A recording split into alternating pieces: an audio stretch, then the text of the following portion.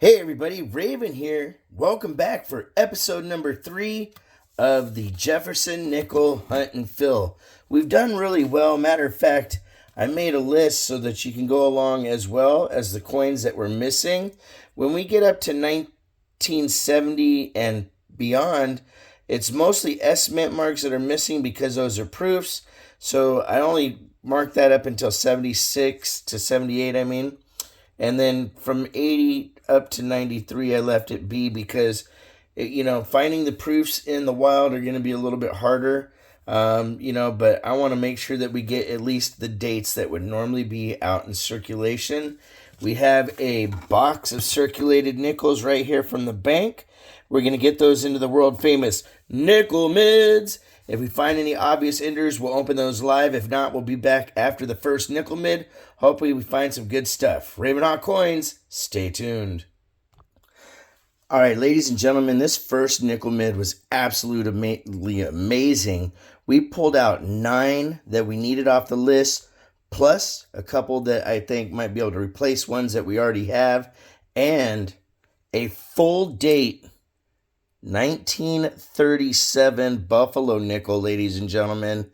That thing is really nice. To find that out in the wild is very epic. I was really happy to see that. So the first nickel that we got off of our list was also silver. We got a 1945 Philly war nickel. Now this thing is absolutely atrocious, but it is still the war nickel, and it is a 45, so that comes off of our list. Then we have a 1939 Philly nickel, which we already have, but this one might replace what we already have. We have a 1941 S nickel. Now this one we didn't have, but it's got the damage there, so I put a little notation on the sheet right here that it has a dent. And, so we found the 41S, the 45P, the 52 Philly, the 61D, it says ugly, 65, 69D, 74, 80, and 92 Philly. So we'll go through the rest of these. We'll show you. Here is the 1952. Then this one I said it was ugly because it's kind of dirty, 1961 Denver. I could not believe that the first nickel mid filled so many spots. Here we go. We got the 63 Philly. Or is that 65? I think that's 65. Yeah, that's 65.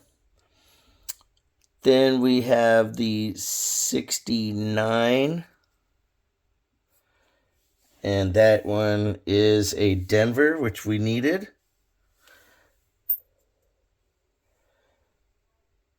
We have a 1974.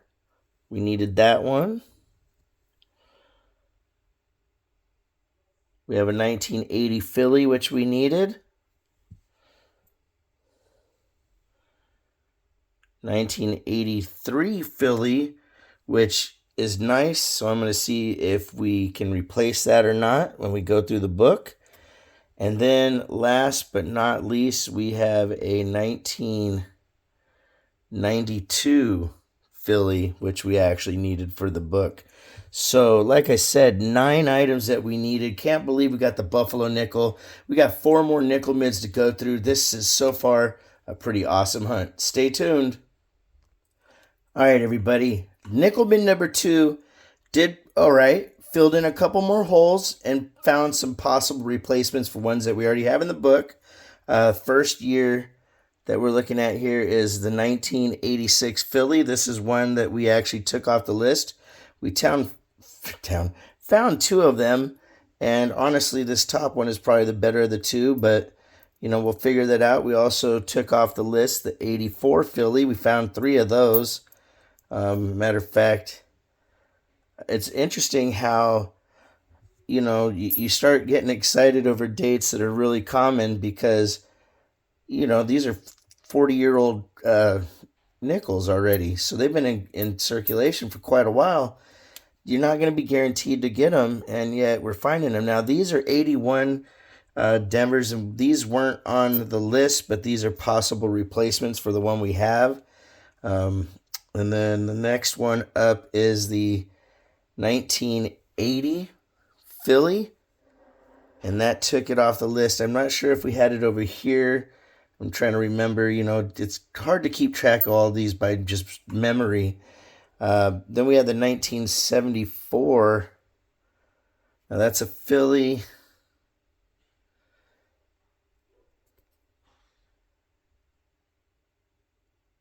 Both are Phillies. And we needed that, so that took it off the list. The nicer of the two will replace this one here. We found a 71 Denver that's just really nice. That didn't take one off the list, but that's probably going to replace what we have in the book. We found a 1970, and that's also a Denver. It's a possible replacement. We got a 1966, which we were looking for that, so that took a spot. A 1961 Denver. We already had one, but this one looks a little nicer as far as it's not that dirty, so we're going to put it over there. Matter of fact, we're going to put all the finds in one big pile and go forward from there. This is a 53, I think it's an S. Let me take another look again. Yep, 53S, which that one we'll look in the book and see if it replaces the one we have. And then we have a 1940, which is the oldest find, and that's also an S, which we already had in the book. But we've knocked off quite a few so far in just 3 episodes. This is a really fun thing to do, something that you can have fun with your family and, still find things that are worth some money. Like the silver war nickels, the melt value on those is $1.50 or something right now these days versus before it used to be about $1. So that's gone on substantially. Finding a full date buffalo nickel is really cool in itself. We got 3 more nickel mids to get through. We're going to put all these over here into one pile. And our next finds will be right here. Ravenhawk Coins. Stay tuned. All right, everybody. We didn't pull as much this time, but we got another epic find. Full date 1936. Buffalo nickel, ladies and gentlemen. It's out of Philly. Heck of a find. Was happy to add a couple more to the list. Matter of fact, we got a 1968S, which I forgot to tick mark here. We have a couple more 1970S's, which really kind of surprised me. And those are pretty well circulated, but a really nice 71D that we will probably end up replacing out of the book. I know we got a couple 71Ds. That wasn't out of the list, but hey, when they look nicer, we're going to grab them. Same thing with this 86 Denver. Then we had the 84 Philly, which we needed. And we ticked that off. And finally, the elusive 87 Philly, ladies and gentlemen. This thing is actually kind of beat up. I'm surprised in the boxes that we haven't only found a bunch more of 87s. There's just some years that don't seem to show up, like 2024 and 2019. So far, none in this box. 2 Indian buffaloes, how can you go wrong with that? And some silver. We got 2 more nickel mids to go. We're going to put these all in one pile, see what we find. Ravenhawk Coins, stay tuned. Okay, everybody. Nickel mid number 4. We have another full date buffalo nickel. Unbelievable. 1937 Denver. That's going up here with these other 2 bad boys. And we got a proof 73S in the box. Really stoked to see that. We found another 87 Philly, which is actually in way better condition than the other one. We'll put that at the end there with that.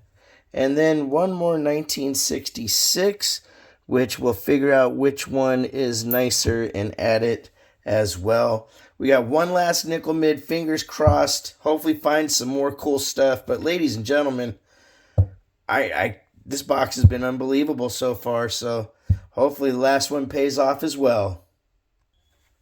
All right, ladies and gentlemen, the last nickel mid, we had 0 finds.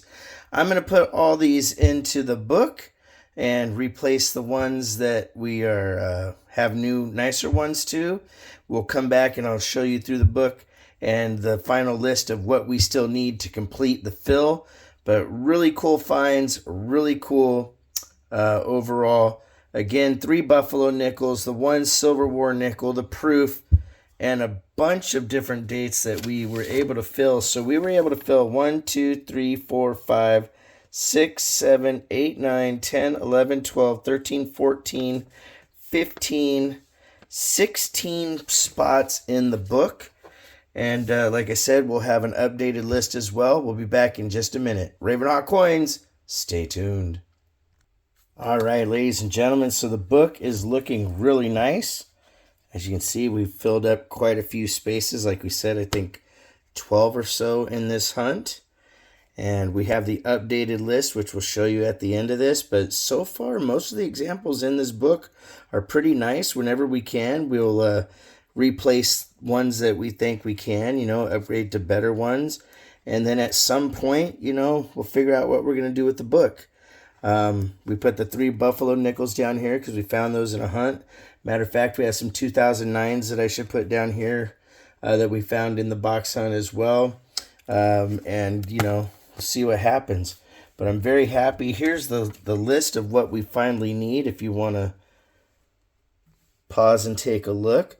A majority of these are all proof coins. There are still some fillies mixed in here. We're still missing a lot of the older dates from the 50s on back, even a couple in the 60s. And I hope to find all of these, within the next couple boxes or so. You never know how long it's going to take. The 50 Denver, that's going to be one that's really hard to find. It might take quite a while to get that one. But either way, I'm very happy with the results of the different finds. This is box number 3. And we will be back in the future for box number 4. If you want to correspond, it's ravenhawkcoins@gmail.com. Our P.O. Box is 721-296, Norman, Oklahoma, 73070. Like always, please make sure to take care of one another, and we'll see you real soon. Ravenhawk Coins, have a great day.